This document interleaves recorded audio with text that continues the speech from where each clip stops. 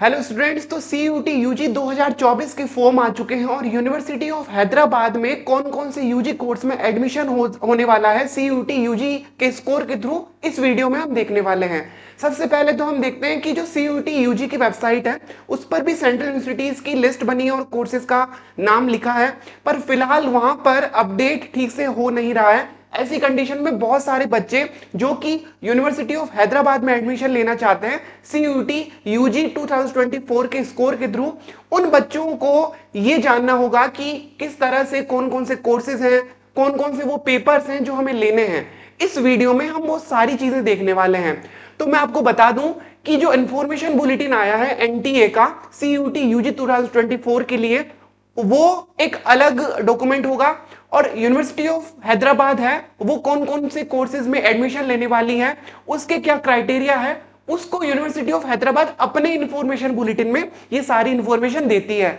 तो इस वीडियो में हम क्या देखने वाले हैं, CUT UG पर हमने वीडियो इसी चैनल पर बना रखा है जो इंफॉर्मेशन बुलेटिन है, लेकिन यहां पर हम यूनिवर्सिटी ऑफ हैदराबाद के उस इंफॉर्मेशन बुलेटिन, उस नोटिस को देखने वाले हैं जिसमें हमें यह पता लगेगा कि हम कौन कौन से कोर्सेज हैं जो 12th के बाद CUT UG के स्कोर के बाद कर सकते हैं, और उन कोर्स में एडमिशन लेने के लिए हमें CUT में कौन कौन से पेपर देने होंगे। ओके, तो आपको जो पीछे वेबसाइट दिख रही है वो यूनिवर्सिटी ऑफ हैदराबाद की वेबसाइट है। आप यहां पर एडमिशन पे क्लिक करेंगे तो आपके सामने ये आप जैसे ही एडमिशन पे क्लिक करेंगे तो आपके सामने एक नया ये पेज ओपन होगा जिसमें आप देखेंगे कि यहां पर लिखा है CUT UG 2024 admission notification, last date to apply is 26 March. तो जैसे ही हम यहां पर क्लिक करते हैं तो एक डॉक्यूमेंट हमारे पास में डाउनलोड होता है। ओके, और इसी डॉक्यूमेंट में हमारे सामने सारी वो चीजें लिखी हैं जिनको हम एक एक करके देखेंगे। इसके लिए हम यहाँ पर साइड में हमारा एक स्मार्ट बोर्ड भी ओपन कर लेते हैं ताकि हम यहाँ पर जो जो इन्फॉर्मेशन होगी वो लिखते रहेंगे। ओके, तो सबसे पहले आई होप कि आपको यहाँ पर विजिबल हो रहा होगा स्क्रीन। तो यहाँ पर जो कुछ लिखा है उसे हम समझते हैं। पहली बात तो कि आप यहां पर देखेंगे कोर पेपर्स और क्वालिफाइंग पेपर्स, यानी कि CUT UG एग्जाम में आप कुछ पेपर्स चूज करेंगे वो क्वालिफाइंग होंगे, यानी कि मेरिट लिस्ट में उसके मार्क्स नहीं जुड़ेंगे, लेकिन आपको वो लैंग्वेज के पेपर हो सकते हैं या फिर और कुछ पेपर है वो आपको देना होगा। और कोर पेपर्स में आपके वो पेपर्स होंगे जिनके मार्क्स मेरिट में जुड़ेंगे। फॉर एग्जाम्पल यहां पर आपके सामने दो कैटेगरी हो गई। Okay,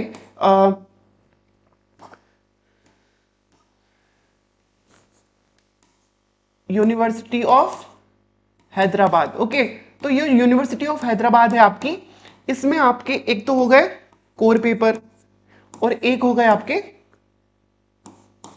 qualifying paper. ओके, तो अब कोर पेपर के मार्क्स हैं वो तो क्या होंगे, ऐड होंगे। मान लीजिए कोई पेपर है वो 200 मार्क्स का है तो उस पेपर के मार्क्स ऐड होंगे, लेकिन यहां पर आपका अगर कुछ मार्क्स है तो कुछ मिनिमम आपको मार्क्स लेकर आने पड़ेंगे। क्या कुछ है वो हम यहां पर देख लेते हैं। तो सबसे बड़ी चीज है पहले कि the merit list for the integrated PG program will be determined based on the score of the candidate in papers identified as core paper.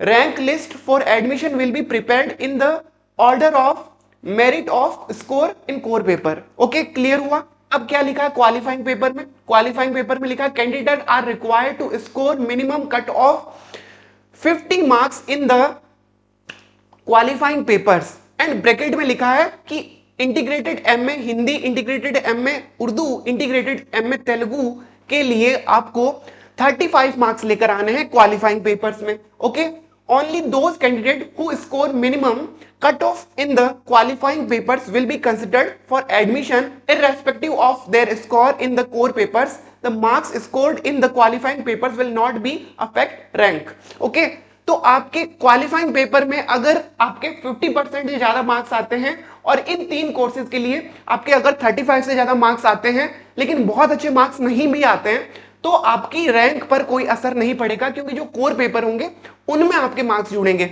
आगे आपको ये सारी चीजें और क्लियर होने वाली है, मैं आपको यहां पर बता देता हूं।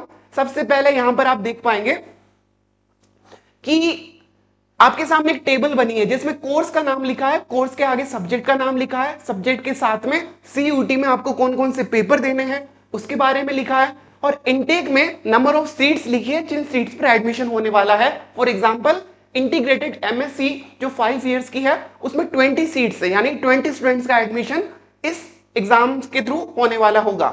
अब यहां पर यह क्लियर लिखा है कि आपकी जो मेरिट है वो किससे बनेगी, मैथ्स फिजिक्स और केमिस्ट्री, मैथ्स फिजिक्स और केमिस्ट्री, यानी कि जो रेड कलर में आपके सब्जेक्ट के नाम लिखे हैं जो आपको सीयूटी एग्जाम में देना है वो तो बहुत ज्यादा इंपॉर्टेंट है क्योंकि उससे आपकी मेरिट बनने वाली है।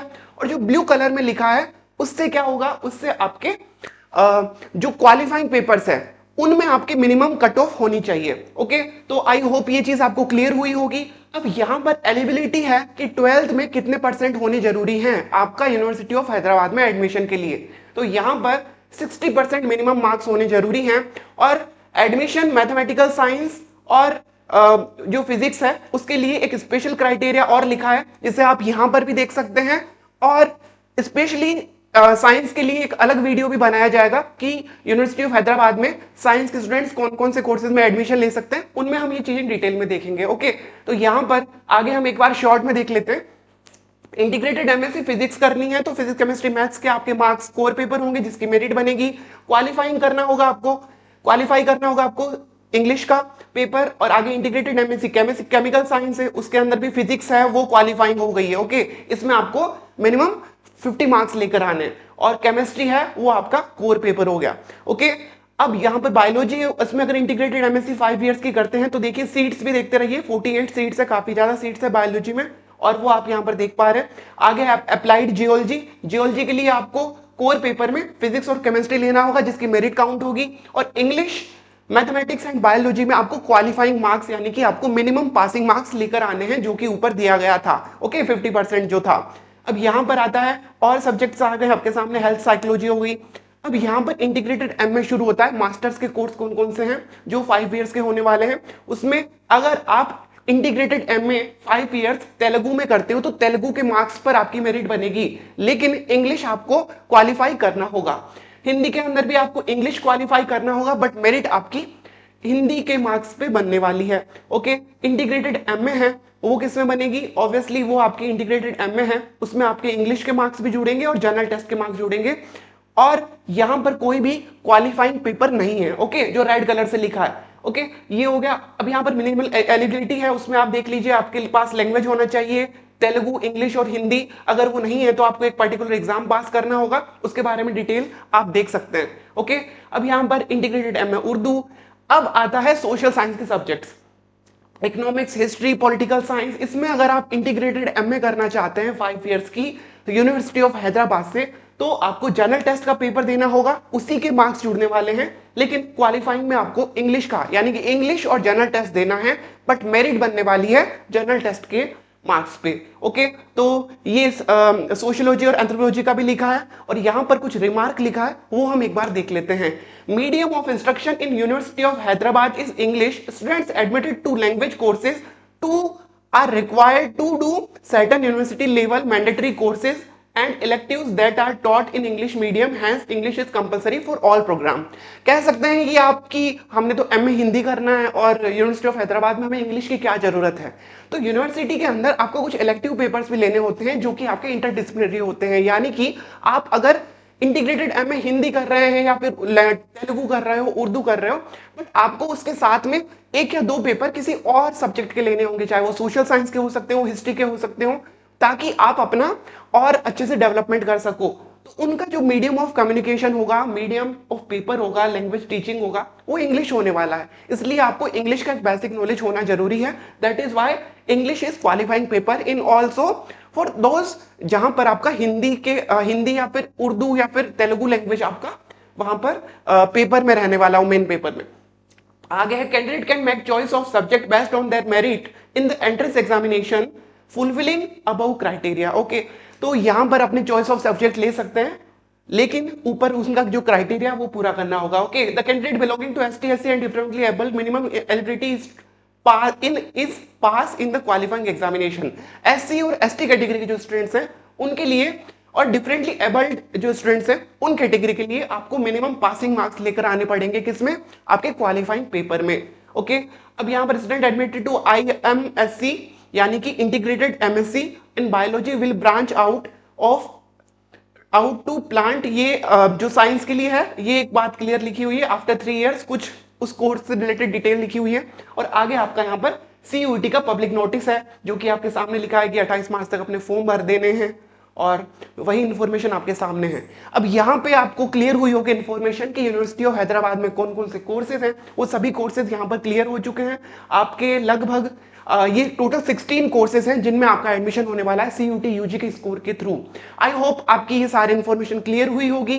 तो अब अपना पेपर है वो सेलेक्ट कर सकते हैं सीयूटी यूजी का फॉर्म भरते हुए, इन चीजों को ध्यान में रखते हुए। और सीयूटी यूजी की जो वेबसाइट है उस पर भी ये सारी चीजें अपडेट हो रही होंगी, लेकिन अभी कुछ टेक्निकल ग्लिचेस आ रहे हैं, उसकी वजह से काफी देरी हो रही है। तो आप अपना एग्जाम का जो फॉर्म है वो कुछ दिनों बाद भी भर सकते हैं, क्योंकि काफी चीजें अपडेट होनी अभी बाकी है।